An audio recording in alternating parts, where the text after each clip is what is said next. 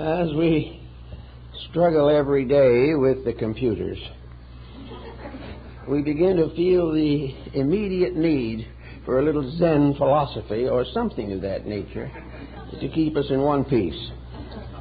And I think that the most interesting ancient approach to the whole problem of modern intellectualism is that of Buddhism, which in turn derived most of its fundamentals from Hinduism. In the Hindu classics, there is the simple line, "The mind is the slayer of the real." And through thousands of years of human experience, this has been more or less proven to be true. The mind is something that we do not understand, for there is no way apparently that we can grasp its proportions except by its own use. And it is a little bit like a dictator who gradually takes on control and command of every part of man's instruments of knowledge and growth. The mind must be considered, therefore, as a kind of machine, and Buddha called it the machine of the six sensory perceptions. Now, at his time, machinery must have been pretty primitive, but he still used this term, and he used it in a way that was quite authoritative. He meant definitely that the mind was an instrument. The mind is not the self. The mind does not speak for the self. The mind does not make infallible utterances. The mind is bound to a series of mechanical processes rather parallel to those of a computer. The mind has to take in certain information. This information is then classified and organized, and certain conclusions arise as to the relative values of the various fragments of understanding or experience or evidence that we find. There is no point, apparently, in the mental instrument in which it can transcend itself. Now, it is certainly true that if you buy a cheap computer, you're not going to get much. And if you live through life with a cheap mind, you're not going to do much better. Fortunately, however, we can gain certain mental maturities. We can become a little more wise in thinking. We can discipline the machine. Just as the operator of a computer has to know what he's doing, has to study the problems of his instrument, or else get into serious difficulties, so the same is true of the mind. We take it for granted, but it is not something that can safely be taken for granted. The mind is an instrument that has to be observed, that has to be worked with, that has to be enlightened as far as possible, and must be always under the discipline of something superior to itself. There must be the operator, not only for the computer but for the mind. And this is part of the oldest form of Indian philosophy, that there has to be something above the phenomenal existence to help us to create a way of life that can escape from mediocrity. That we do not need to go on through life learning little, suffering much, and actually passing out of this environment very little ahead of what we were when we came in. Experience is important, but only if we understand it. All kinds of living gives us information if we know how to gather that information. We read books. Maybe they help, but without discrimination, reading can be a total loss. We go and travel to different parts of the world, and through the sensory perceptions we observe where we've been. But we can go completely around the world and come home without any basic understanding of humanity. All these problems go back to the machine of the sensory perceptions. And the principal perceptions, according to Buddhism, are five. what we call the five senses. And these are the gateways by means of which information goes in to the computer. These five channels, therefore, are constantly affecting each other and together affecting the conduct of the person to whom they belong. We can see all kinds of things, but if we do not see value, then all is lost. We can have all opportunities for education, but if we simply decline to be educated, we can graduate with honors and still be ignorant, because these values are either temporary, superficial, or earnest. And if these values are earnest, everything contributes to life. Now in Zen, all the testimonies of the sensory perceptions are simply filtered through a series of disciplines to come out with the final conclusion that the thing as it is right. Now, the thing as it is may not be at all appealing to us, and we may spend our lives trying to avoid it or evade it. But the entire purpose of life is to discover the meaning of life, to find in all the evidence that pours in the gradual accumulation of a constructive integration of faculties. In other words, we must come to the point where we begin to understand the real values of daily experience. We must also come to the point where we can accept and work with our own shortcomings, that we can discover what parts of our nature are undeveloped and therefore open to tragedy. We can do many, many things if we use the computer intelligently. But we have to realize that no matter how we use it, it deals with the external life of the person. The computer is the same thing as any other physical instrument. It has limitations. The telescope can look far out into space and give considerable information to the skilled astronomer, but the instrument itself can never understand that which it discovers. Something has to use it that is superior to itself. The one who uses a computer must be superior to the instrument in order to control and direct it. And the individual who has a mind must be superior to the intellect if he expects to have a constructive life. He cannot follow the mind, he must lead it. And the way to lead it, of course, has always been one of the great mysteries of life. Up to the present time, the only answer we have to the problem of leadership is that there is something superior to mind. Some have called it soul power. Others have called it spirit. Some have regarded it as a differentiation of deity.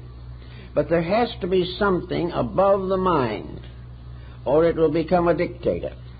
And as a dictator will spend the life of the individual fulfilling the mind's desires and trying to prove that the mind's desires are inevitable to the happiness of the person. As against this point of view, we realize that most people with good minds are in trouble. They are worried, they are frightened. In fact, they have many kinds of anxieties that comparatively undeveloped minds have not yet caught up to. In other words, if you are a simple person and have had practically no complication in living, you have certain direct, simple values. You have a clear concept of right and wrong. But the mental coordinator will mix that concept so completely that you will end by simply doing what you felt like doing in the first place. There is no discipline in the mind. In fact, it leads us constantly into temptation. To use the mental coordinator, therefore, we have to recognize that a very large part of man's internal life is under the control of his external circumstances.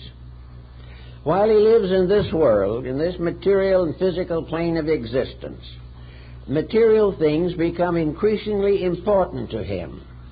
And this importance is reflected through the testimonies of the sensory perceptions. he finds that he enjoys wealth. He likes to have a palatial home.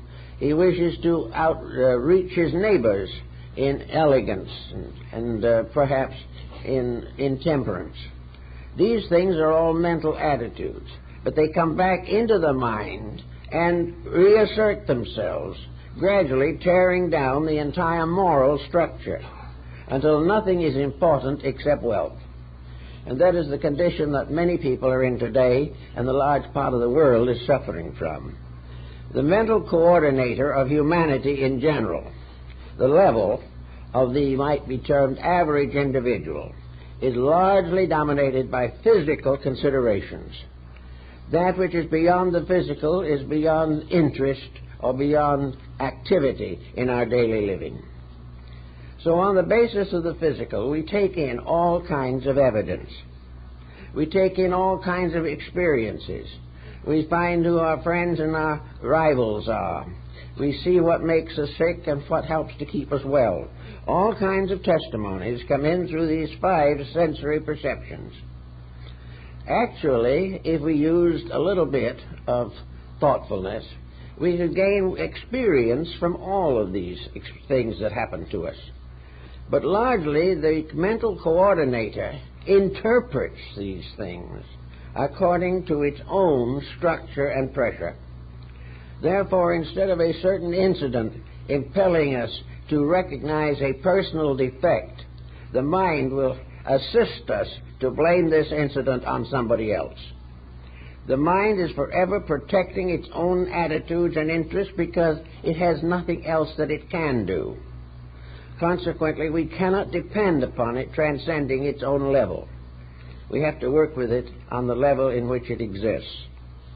Now, taking the problem of daily living, we realize that the 5 sensory perceptions are like 5 doorways or channels by which information from the outside goes into the mind, into the inner life of the person. These windows, therefore, are very important to us, and they must be kept clean. If the window glasses become overshadowed with dirt or soot, they can no longer bring us the proper viewpoint or give us the proper knowledge. And most of this obscuring factor that distorts or obscures the glass will be prejudice and excessive opinionism and excessive egoism. These things will cause the experience to be worthless before it even reaches the mind. It will be rejected totally by the person who says to himself, I have no defects. I'm here and I'm doing all I want to do and I'm a success. Therefore, when danger signals show up, this person rejects them. And even if they get through into the mind, the mental process itself must work with them. Now, when the mind starts operating on these problems, these 5 streams all flow in at once. Usually 1 or 2 are dominant at a time. But the thing seen is also perhaps the thing heard. The thing looked at may be the food that is tasted. All kinds of testimonies come from the sensory perceptions. And those, of course, most commonly used are sight and hearing. These become the basis of what we would call truth. Truth is what we see, for the thing seen must be real. Truth is the thing we hear. And because we hear it, and because it is pronounced by some exalted authority, we decide it must be true. Therefore, from the outside, hearing and seeing are the 2 greatest factors and the greatest thieves and robbers in the sensory gamut. In the first place, things seen, as such, have little or no meaning. It is the meaning of the thing seen. It is the interpretation of the symbol, which is the thing we see, and which must remind us that the truths of life, the values of life, and the very substance of life itself will always be invisible. Therefore, we can only see what it does. And the moment we see what it does, we begin to interpret it. And by the time we've interpreted it, we've taken the natural truth that it might have revealed entirely out of it. So the problem is to see straight, to see clearly, and to see honorably. These things require the development of a faculty of honesty in ourselves. We have to be willing to accept the unpleasant if it is true. We must be willing to blame ourselves if we are guilty. And we also have to be in a position to realize that a large percentage of our difficulties in life arise from our own conduct. If we can come this far, we will begin to influence the mental coordinator. For this mental coordinator also carries within it the function of memory. And the memory bank is one of the features of a computer. And memory, therefore, can revive at any time, at will, most of the important incidents of a person's life. And these incidents may have been passed over without any consideration of value when they occurred. But memory can bring them back as symbols which a more mature degree of our intellect can help to interpret. Therefore, out of the things that have happened in the past, much useful information can be gained if we overcome this sense of infallibility in which we cannot conceive of ourselves making mistakes. Now, we know we do, but we pass over it lightly. We do not wish to become entangled in the concept of judging ourselves when we are wrong. Now, into this computer, therefore, that we have here, the mind, we have these streams of evidence. Some of them are like the films in a motion picture theater. Some of them are highly symbolical. Some of them are trash. Many of them can be used in an important way. Others are just not for us. But these all have to be sifted out and combined with others, evidences, to bring a total picture from the mind of all of the aspects of a particular problem. If we are considering an apple, we must consider what it looks like. We must consider what it tastes like, the color, the texture, the aroma. We must consider all these things to get a full definition of what an apple looks like. Now, this process is instantaneous in the mind, but it is only there because faculties have brought in the evidence. If the evidence is contrary, then the judgment is wrong. If it should happen that the testimony did not notice that there was a worm in the apple, then the coordinator takes it on. It comes out with a verdict that is unrealistic. Therefore, everything has to depend upon the acceptance of the experiences of life, a constant receptivity to the wonder of fact and truth, which are by far the most important values that we can cultivate. Now, as the information all goes into this memory bank situation, it can form a basis for dispositional decisions. The individual no longer thinks simply from the occasions of the moment. He doesn't like or dislike only on the occasions of the instant. He calls upon the record in this bank. He can bring back all the indications and recordings of what has ever happened to him. He can find definitely ways to perpetuate a grudge forever. He can also find the consequences of perpetuating it for a number of years and realize that it did no good. Therefore, out of the memory bank, we get symbols from the past that help us to integrate the present and build for the future. Life is one unbroken sequence, and when we begin to break it so completely into past, present, and future, we lose the value of the memory bank, of the testimonies of things done, and the substances of things hoped for. Therefore, the mind has to work together in all its faculties and parts. Now, one of the things that Zen is concerned with is the problem of detaching the mind itself from the tremendous attachments that it has to phenomenal things which are at best impermanent. Zen would like to believe that the individual, through discipline, can restore the essential common sense which was his in the beginning. That he will no longer fall victim to a series of false beliefs or doctrines. The fact that he reads a certain book and finds in it an opinion that seems to satisfy him at the moment is no proof that this opinion is true.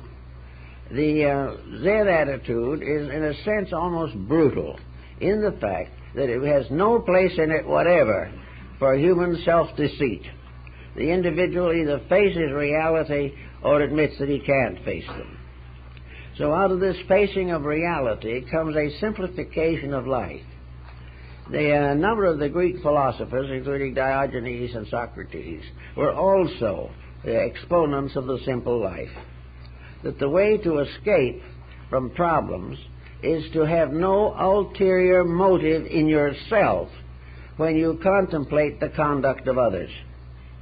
If you have a firm foundation of integrities, you will find integrity in everything that you see, whether you like it or not.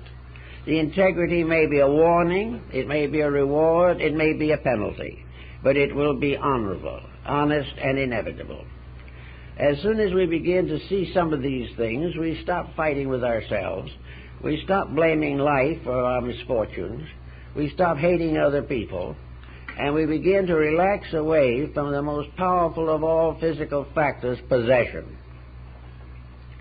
The Zen man is not likely to be overly interested in possession.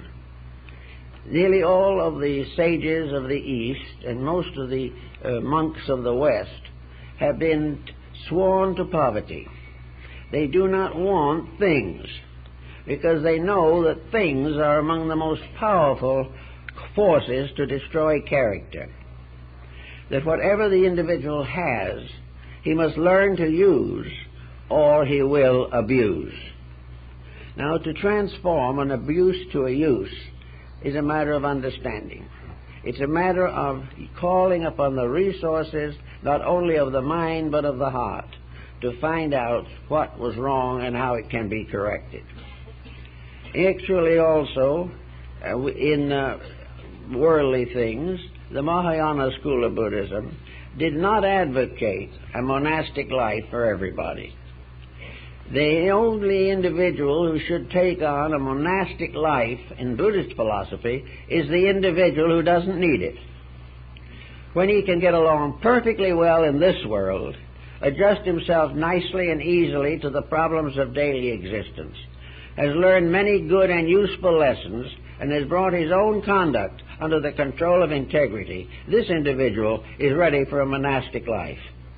But any individual who uses it to run away from trouble is just fooling himself, because this is the result of a dominant, aggressive mental interference with the proper course of life. So the simple life is one in which the individual does not experience a sense of loss. He has decided by his own experience that the things that he gathers are his losses, and the things that he lets go of are his gains.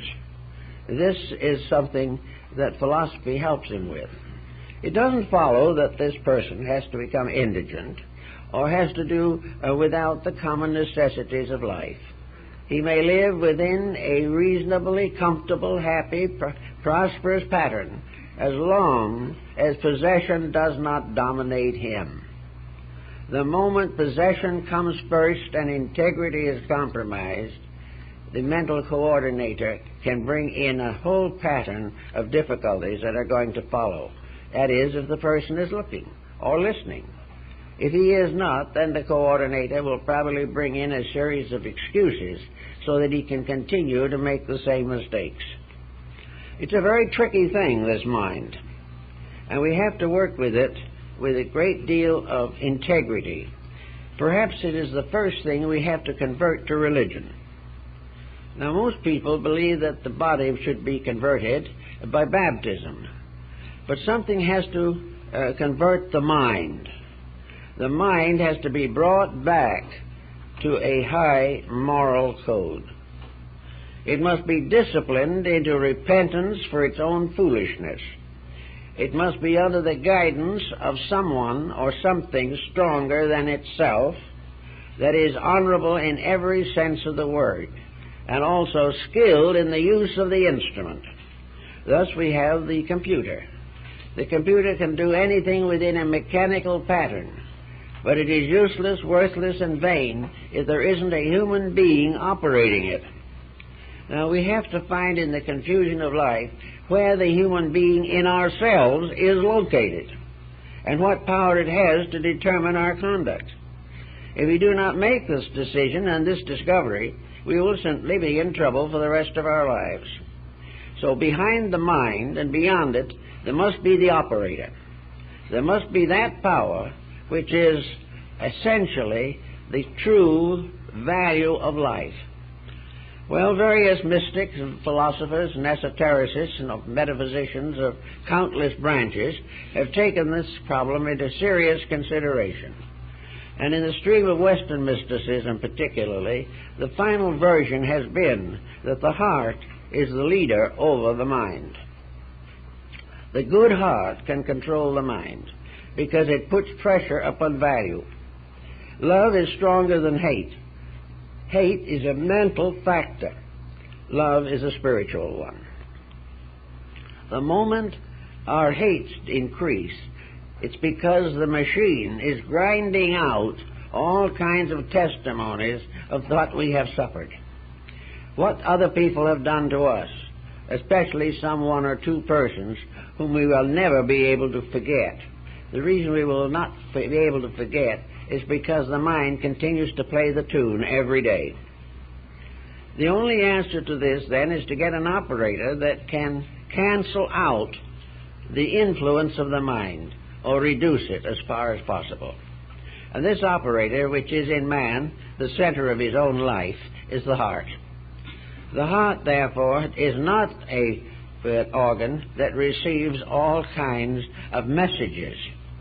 It does, however, have the peculiar power which the mind does not have.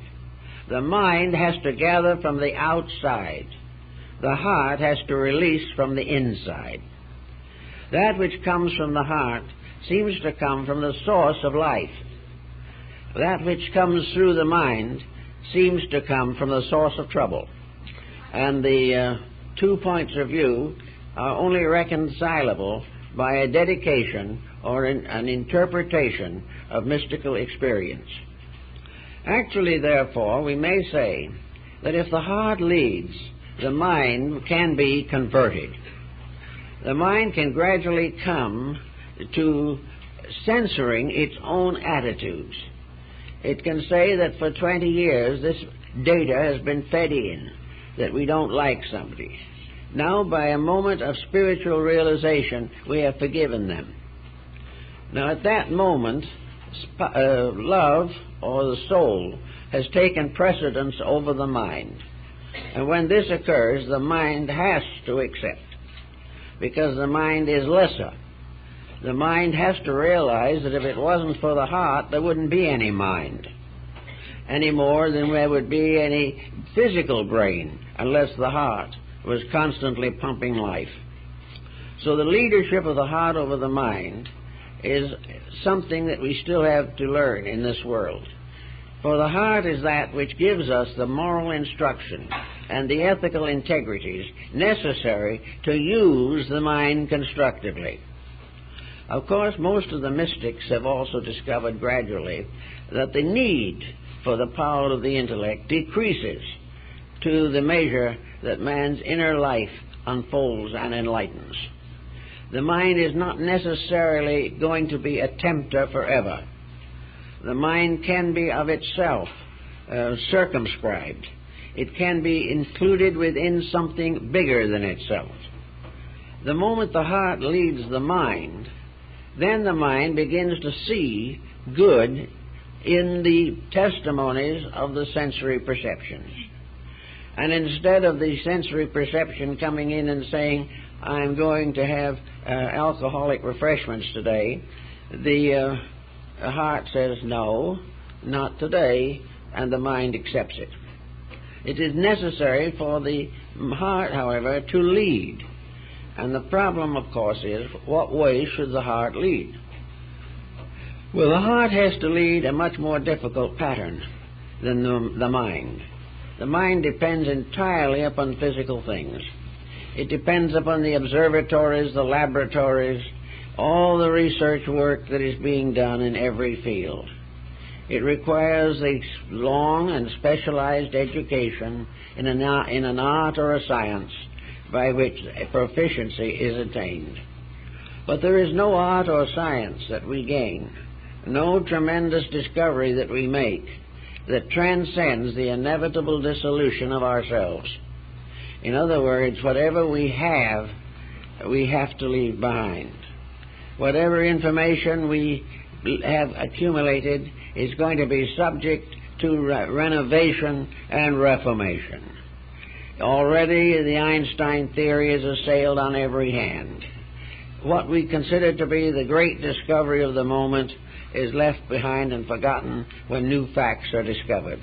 So all this vast accumulation of material factors has very little essential, enduring value.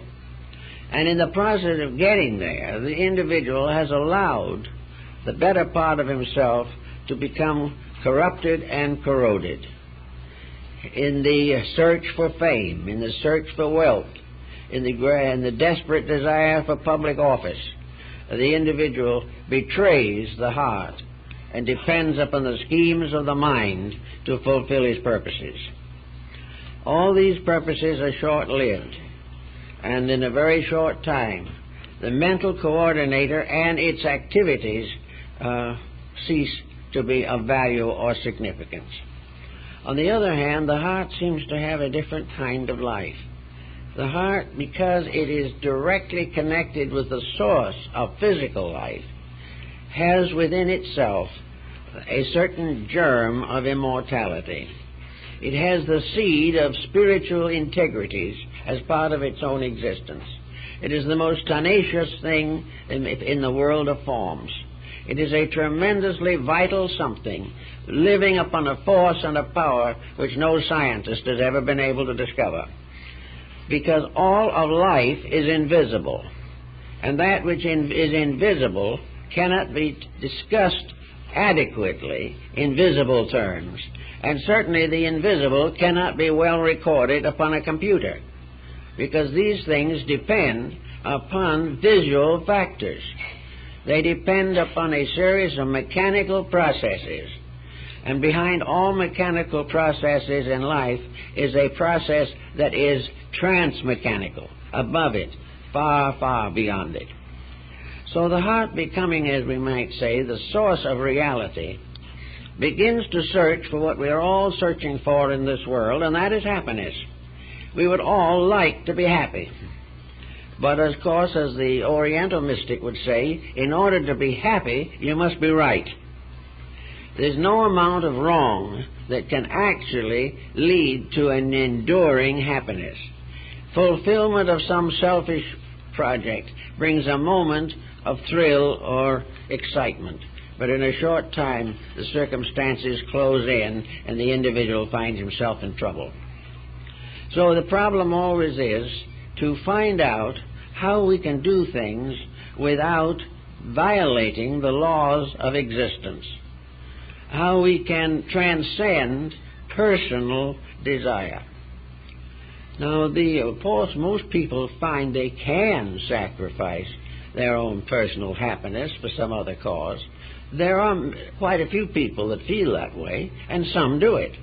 But for the majority, to go against the appetites of physical existence is a great hardship, a hardship that very few are interested in facing. To further complicate this point of view also is the end of life is itself invisible. After we depart from this mortal coil, the physical factors cease, the computer has to stop because there is nothing more that it can register. But to many people, this mystery of what lies beyond is so abstract that the mind turns naturally to the addiction to things visible in this world. Therefore, we sacrifice the invisible unknown for the fulfillment of visible known appetites and ambitions. There seems to be very little way of getting around this unless we again begin to develop the power of the heart and begin to see what it can do to make these things work better. Looking around the world as it is today and as it has always been, we cannot but realize that there is something wrong. And that something wrong is the lack of natural affection. Nations do not like each other. Individuals live in a world of pressures and competitions. Country after country exploits other countries and invades them. War is in the air even while peace is being discussed. Everything in the physical world is in uproar. It is in an uproar due to the fact that just honest kindness has been lost. Now, the Buddhist philosophy goes in on this in the introduction of the Lord Maitreya. The Lord Maitreya is believed in Buddhist philosophy to be the next great avatar, the one who is to follow Gautama. And the great avatar Maitreya is in the Tushita heaven, waiting to come down into mortality. This is the Prince of Peace. The word Maitreya simply means kindness. The word actually means that. Therefore, the idea of the personal deity is not the important circumstance. The only answer to the problems of life is kindness. When individuals are kindly and thoughtful, then the mind is used to support thoughtfulness, and every factor that comes along is interpreted in the terms of how we can be more friendly, more kindly, more compassionate. This idea that the Prince of Peace, the one to come, the desire of all nations, is kindness, is not an abstraction. It is obviously the only answer, apart from dissolution. But the individual will accept this answer, but he doesn't know what to do about it, and he doesn't know how he can hope that it will arise in this sorrow-torn globe on which we live. But the fact of the thing remains that the kindness factor is enthroned in the heart. And outside of kindness itself, there is really no solution to problems. Now, kindness can be exploited. Unkind people can turn upon a kindly one and make life very difficult. But the person who is basically kindly cannot actually be hurt by unkindness. We are hurt by unkindness because we are offended by it, because we believe it is unjust, because we sense that it is ulterior in its motivations. But in this process, we lose the kindness factor ourselves, and then this problem is really bad. So regardless of what others do to us, the wise person is kind and moderate at all times, searching forever to find the good, and determined to build upon it. If he does this and turns his attention to society, he may be surprised on how much goodness he's going to find there. This is not the type of thing that we hear about. It's not the thing that makes the newspapers or the television programs. The good things people do are for some reason taken for granted. The bad things are dramatized. This seems to be the way of pointing out something, but most people do not get that kind of a reaction from it. They assume the rest of the world is like the individual who is delinquent on a television screen. So we go on down to what else can we do about some of these points, and we go back to the mental coordinator again. The mental coordinator, for example, is probably educated essentially by only one thing, and that is experience. The mental coordinator must derive its basic information from the things around it, because it can only depend upon the sensory perceptions for evidence. Therefore, if it is unprejudiced, open, kindly, and basic attitudes, it can and will gain a great deal from the contemplation of environment. If it is cruel and unkind and selfish and self-centered and arrogant, it will still learn a great deal from the conditions around it, because it will ultimately see all these things fail, and those who are participating in them come to grief. But the individual who is not honest is not looking for these integrities. He is denying them and clinging desperately to the iniquities. Actually, therefore, the experience factor is important to the mental coordinator. The 5 sensory perceptions are brought together under a 6th collective unit, which is called the coordinator. In this, all these things are mixed together to form perhaps a brew like the witches of Macbeth brewed in their iron pot. But also, out of all this conflict, there comes an ordering factor. We have a series of faculties in the brain to which these various pressures are assigned, and by which the various elements of character are built up. Wherever something good is found, it strengthens the faculty of that character. Therefore, if we find a generous person, a certain part of ourselves is given a lesson in generosity, and it will stay if the individual is mindful to keep it alive. If, however, generosity is regarded as a vice, then it will be forgotten as quickly as possible. But remembered or forgotten, the action will have its own honorable or dishonorable fulfillment. There's no way of escaping it. So finally, as the Zen points out, if you really want to know what the rules are, you can sit under a tree like Lao Tse did in China, on the plantation or on the estates of a great noble, and just watch.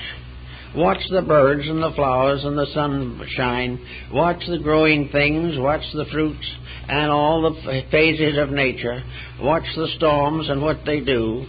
You learn a great deal from storms, because the storm frightens us. It seems at the moment to be a terrible thing. It is a worry and an anxiety. And then a few days later, the whole earth has received a baptism from that which seemed to us to be cruel or hard or harsh or dangerous. So everywhere in nature we have, as Lao Tse found, the basis and traces of wisdom. And this is what was brought together in a kind of a mystical way by the Zen folks. Zen is a philosophy of very quiet self-control without effort. It is an effortless effort.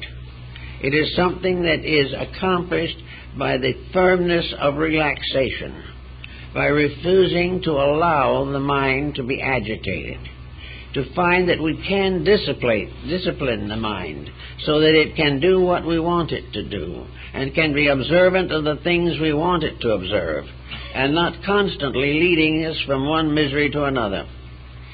So the Zen people, very quietly, seek to remove from their lives the causes of difficulty, on the grounds that as in Buddhism, that the attainment of illumination is a personal responsibility, that the individual has to save himself in the last analysis.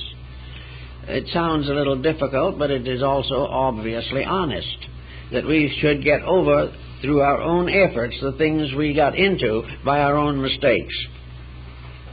So in Zen, everyone has to be his own teacher, his own guide, but he also has to live and be governed by a universal cosmotheism for which there can be no exceptions.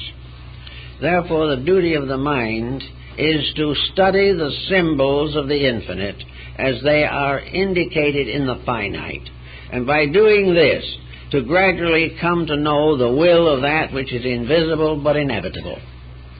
If the mind is capable of accepting honestly the testimonies of the various faculties, the various perceptions, if it is capable of coordinating them, out of that coordination will come the nearest thing that we have to the symbolic image of divinity. When everything has been reconciled and brought into harmony with universal law, the individual comes as close as anyone can come to the experience of the presence of God.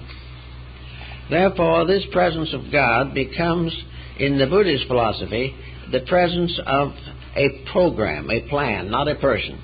It is the realization of the principle of existence. It is the realization that everything that we see around us is a manifestation of one thing. A simple way of finding that is the way Luther Burbank found it. He looked around, he saw all kinds of flowers and plants. If you look at them first, you can say, well, they're all separate flowers and separate plants. They're different shapes, different colors. Some have beautiful aromas and others do not. So that this is a field full of flowers. But Burbank realized that this field full of flowers was simply the way his eyes, the way his mental faculties explored the field. He knew somewhere within himself that there was only one life behind all of these flowers. And if that life failed, they all died. Therefore, they were not separate as they appeared to be.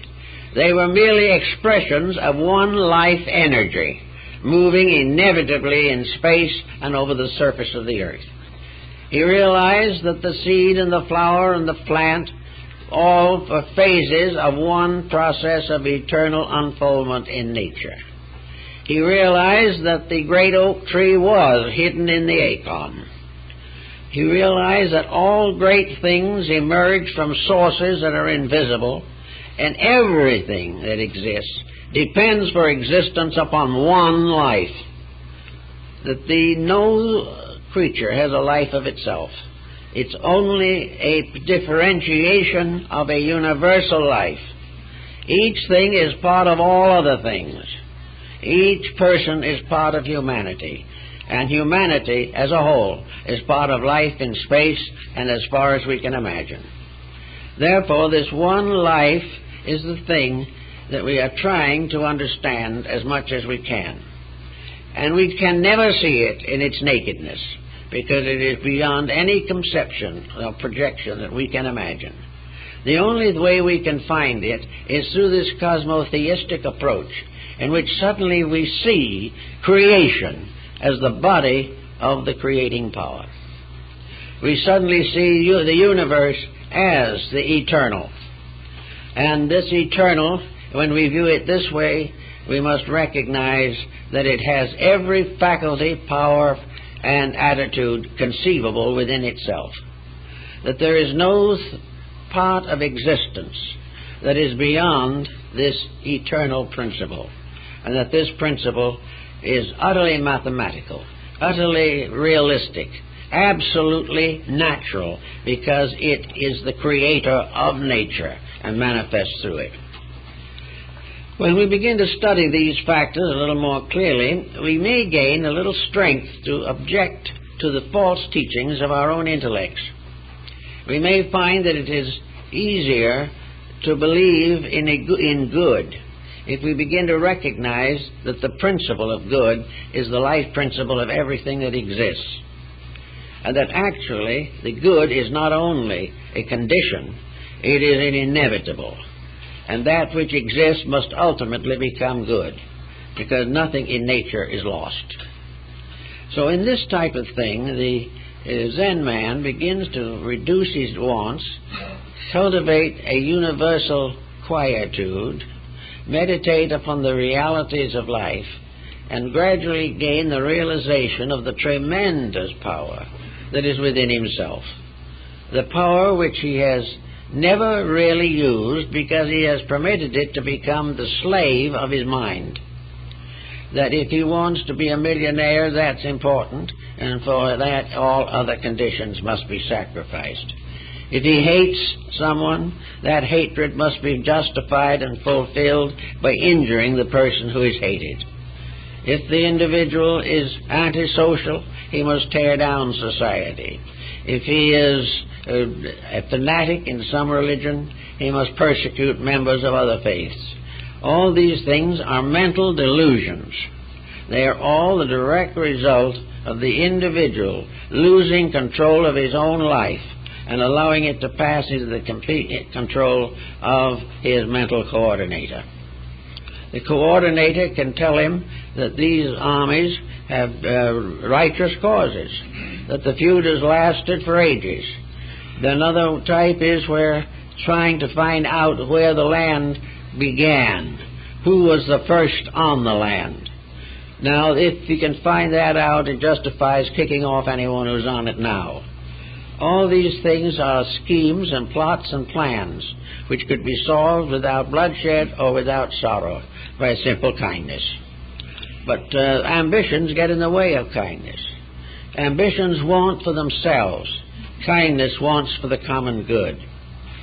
So we have to fight this problem. Most of us will not be confronted with the blank necessity of going out and making a militant program out of all this, but we can start as much as possible. When we have a mood come on, let's stop for a minute and say, where does this mood come from? Is this mood fulfilling a secret desire of my own? Is it something I have to do simply because I have the mood to do it? If I want to go out and say something unkind about another person, do I have to do it? Well, says the mind, you might as well, because it said this other person said something nasty about you once. You have a perfect right to go out and answer it back. So the individual, well confined, still feeling himself to be a good Christian, goes out and says what he feels like saying and hurts someone else. Now, this is the way we do things. We mean well. We believe an eye for an eye and a tooth for a tooth. We believe if somebody hits us, hit them back. All this type of thing is mind-born. It is part of ages of mental conditioning in which we, from education onward, we train the mind to a defensive, offensive code of life. We constantly show the mind what's wrong with everything. We constantly prove to the mind that in some mysterious way we are better than anyone else. And it goes on and through higher education until finally when we graduate, we not only have lost contact with reality, but in many cases we have simply paralyzed the mind. There's nothing left. The mind is worn out, tired out, and ready to die by the time we're 22 years old. We are educated in all kinds of attitudes that we should never have had. We are forced to assume certain ambitious careers that we were not fitted for. And the whole thing in education today sums up to the concept of success. The one dismal tragedy of life is not to be a success. So in order to be a success in something, we become a universal failure. We lose all contact with values. We try to live in a little world that in itself is passing. We are trying to adjust to a generation, the like of which has never been before and may never be again. We do not have any way of transcending the pressure of an environment. And yet within ourselves there is a power that is stronger than any environment that can ever exist. Because it is the power that is the true environment of life itself. It is the thing that life wants done. And we just haven't the courage or the insight to do it. Of course, education in this field has been seriously neglected. I think every good school should have some kind of a course in it dealing with the contemplative philosophy, with the contemplation of values, entirely apart from the daily processes of making a living. Something should be done to teach the individual something about his own inner life, about the values within him, and that he was not here simply to nurse a carcass. He was here to do something. He was here to release a genius, a power, a skill from within himself. Some may be more equipped than others due to reincarnation, but all in their own way are here to contribute to the common good and not simply to fight the danger of bankruptcy for themselves the rest of their lives.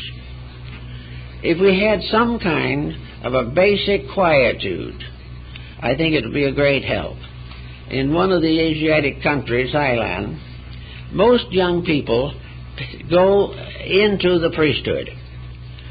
When they graduate from school, many of them become temporarily Buddhist monks or nuns, usually for a year or two. And during that period, they have graduated from school. Now they are there to discover and experience the tranquilities of the spirit. They live an ascetic life for that period of time. It's not permanent, but it's a part of a postgraduate course in being a human being. As a result of being poverty dominated, they have nothing. They can have nothing. The only thing they can accept is a little food in a bowl, and it must be given to them. But this gets through some of this arrogance. It gets through a lot of pretension. Also, these young people wandering along the countrysides as mendicants begin to discover people. They find out what other people think, how they live, how they feel, and how their values rise. It's a very great and interesting experience, and it is something, an equivalent to which would be very useful here. That the individual graduating with skill from with our institutions would have a pilgrimage of a year of dedication, or would be required to go out and practice his skill in some foreign field or some level of society where he will serve others without compensation.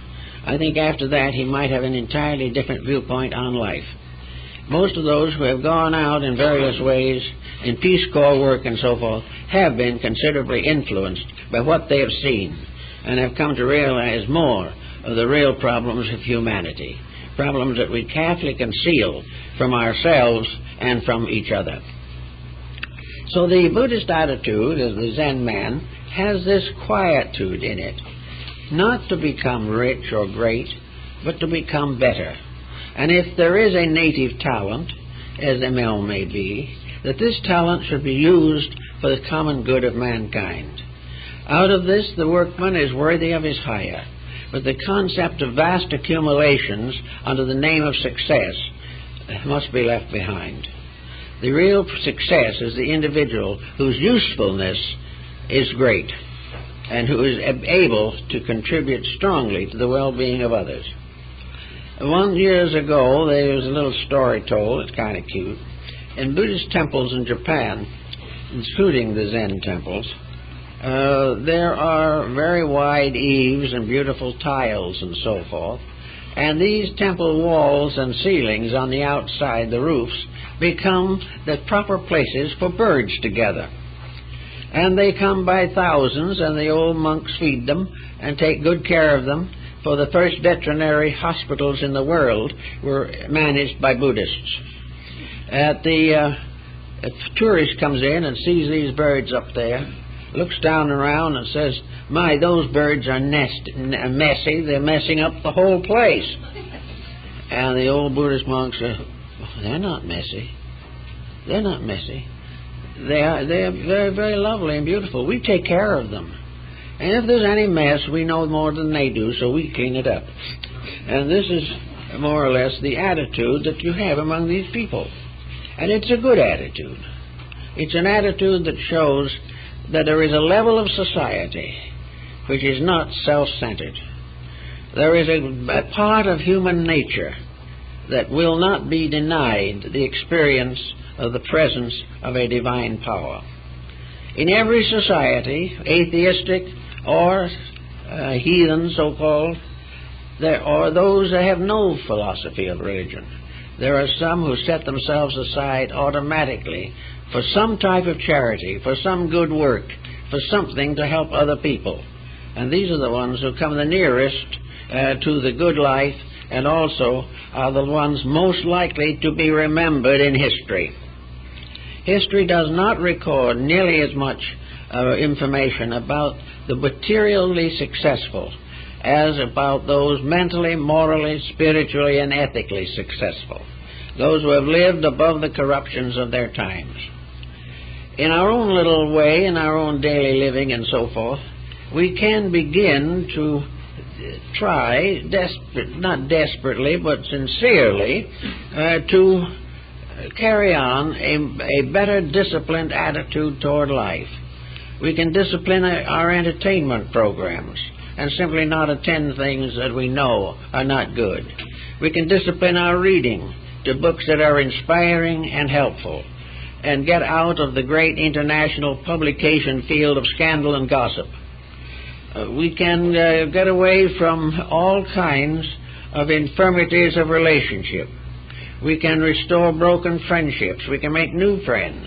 We can try to be useful to people around us who are obviously in need.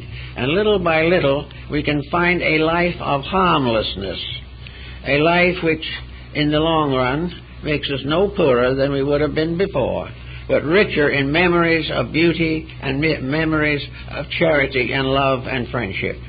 These are the things that really count, because it is only the memory of what is done that we can take with us when we go. None of the things we have added up can go. They all have to stay behind for another generation to pour over in one way or another. But that which is in the soul of us is a deeper memory.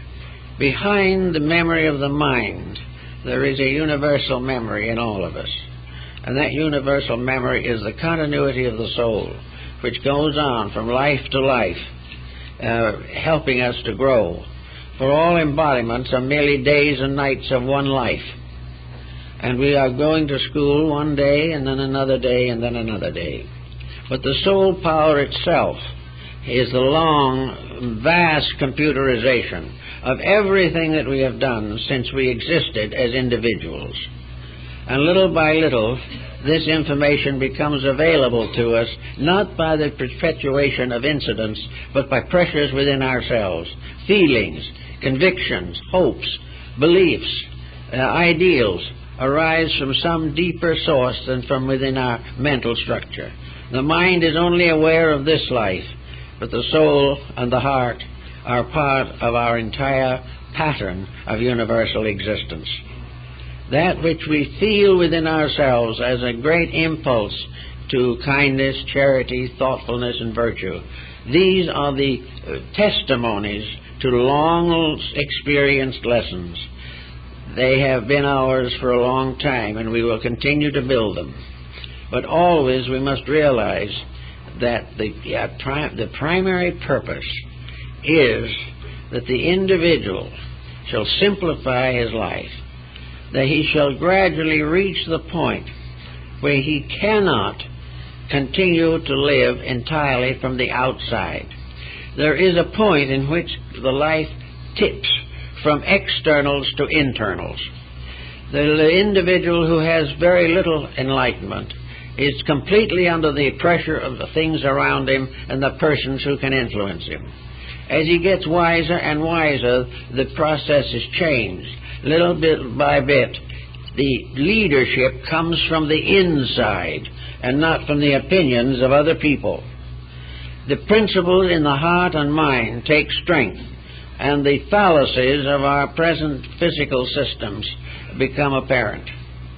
It's an amazing thing, it seems to me, that with science as far advanced as it is in many things, that it seems to remain completely unaware of anything not physical. It just cannot transcend the physical patterns of things. The scientist might like to view the universe as a vast computerizing mechanism, but he will not put any operator behind it. He will insist that the machine works itself. And a computer working itself will soon disillusion anyone who tries it, because it cannot be done. The great mystery in life is how these things can happen, how this infinite diversity of human relationships, the infinite diversity of stars, constellations, the vast distances of time and space, and the number of tiny little cells that are found in the stalk of a plant, everything perfect, everything exactly as it ought to be, everything showing the highest skill of creativity that is imaginable, everything obviously bearing witness to a supreme intelligence that never contradicts itself, that never goes against its own rules, but is forever trying to bring living things into harmony with life itself. How science can face this and not see anything is very difficult to understand. The reason has to be very simple. The mental coordinator has taken over. It has done it to the degree that the mind has become and is remaining the slayer of the real. There has to be something to break through this boundary, to get over this insistence that the mind is the highest power in man. It is not. There is much above the power of the mind, but the most immediately available is the power of the heart. Above that, the evidence of a soul long conditioned in existences. These things are the real basis of strength, the basis of securities.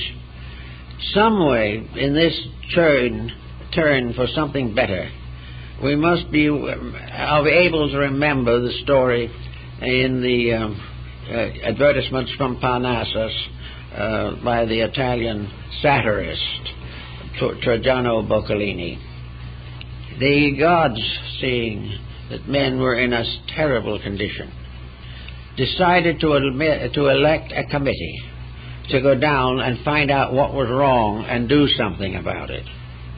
So the committee of sages and scholars went down to see what they could do about humanity. And all they had were ideas of one kind or another. That some thought there should be a window put in the human chest so that everyone could read a person's heart and find out what he really felt.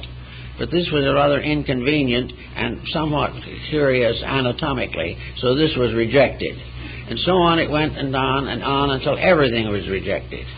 And finally, in order to have a report to give to the waiting world, the committee elected a member to get up and say that they had made the great reform of all times. They had regulated the price of cabbage. And this is what we do. And because of this very wise and naturally certain thought, Boccolini was strangled in his bed. Because people didn't want to hear that. They wanted to hear that everything was just wonderful, in spite of the fact that nothing seems to be too wonderful at the moment.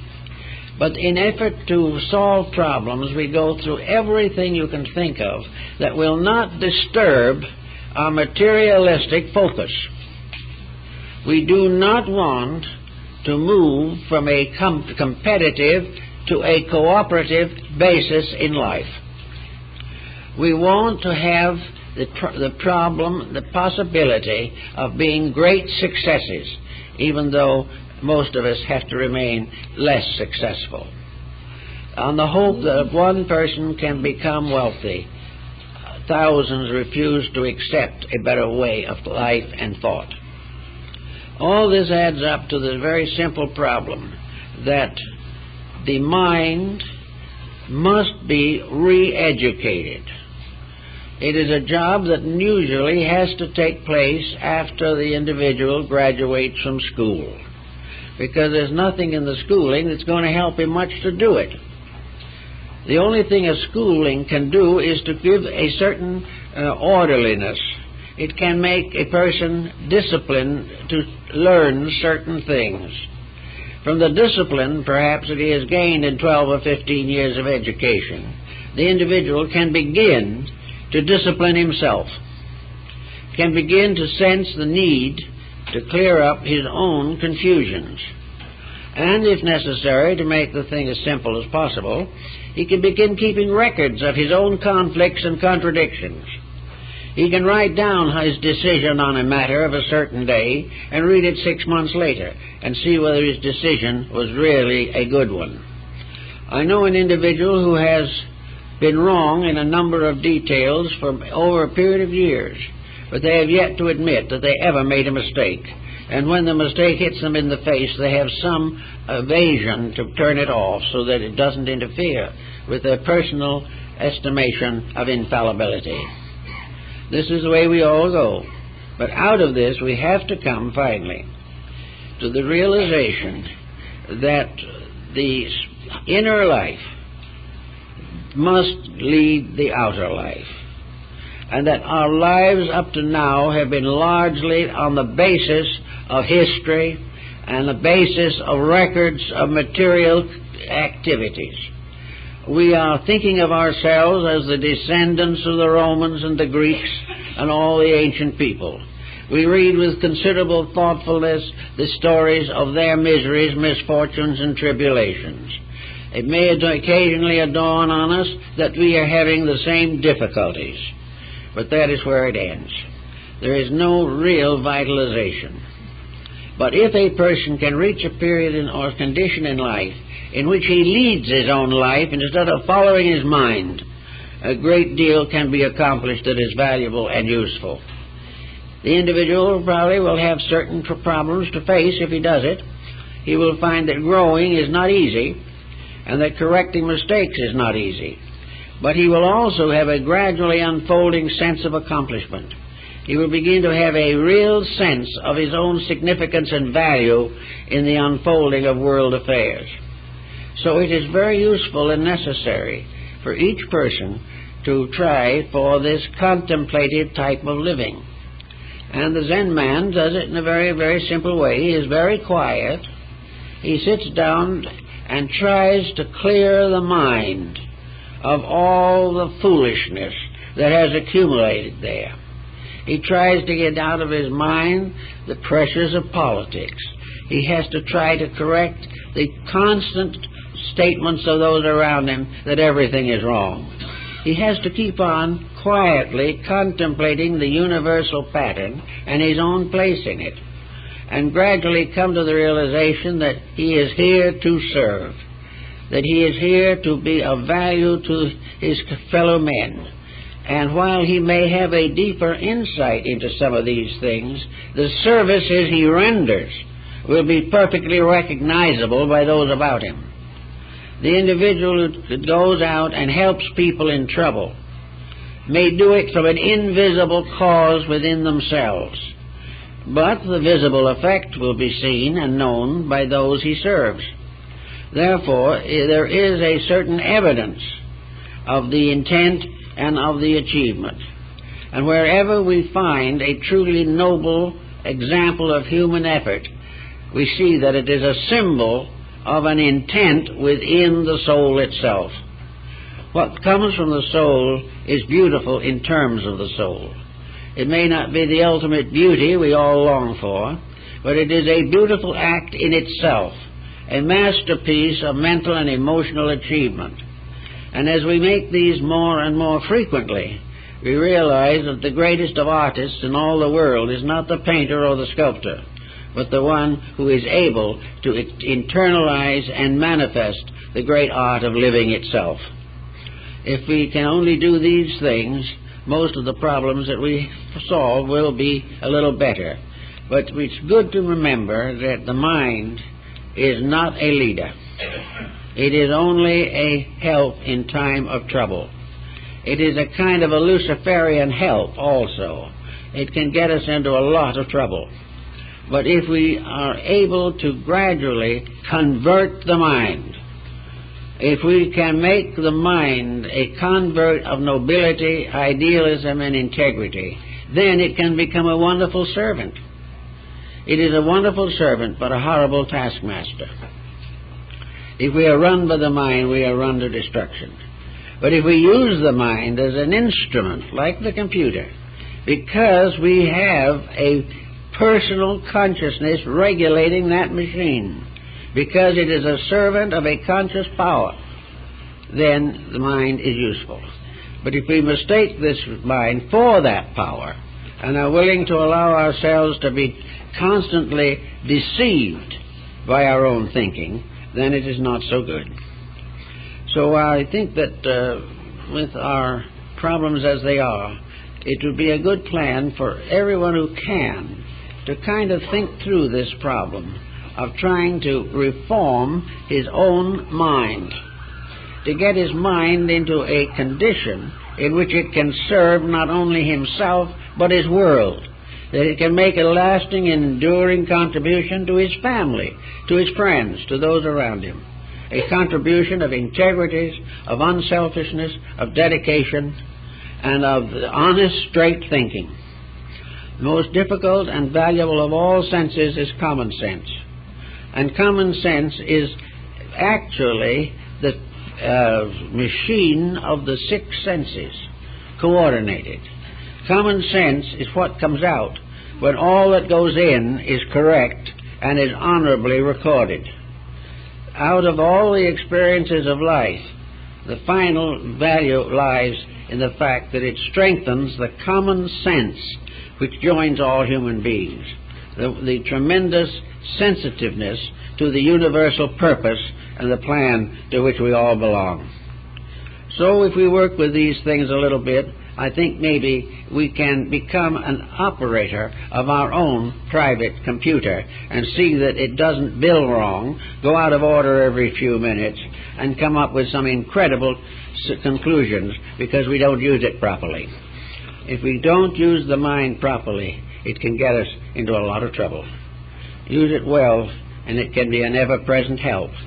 It's up to the individual to realize that he is the master of the mind, just as he is properly the ruler of his body. Well, I guess that's all for this morning.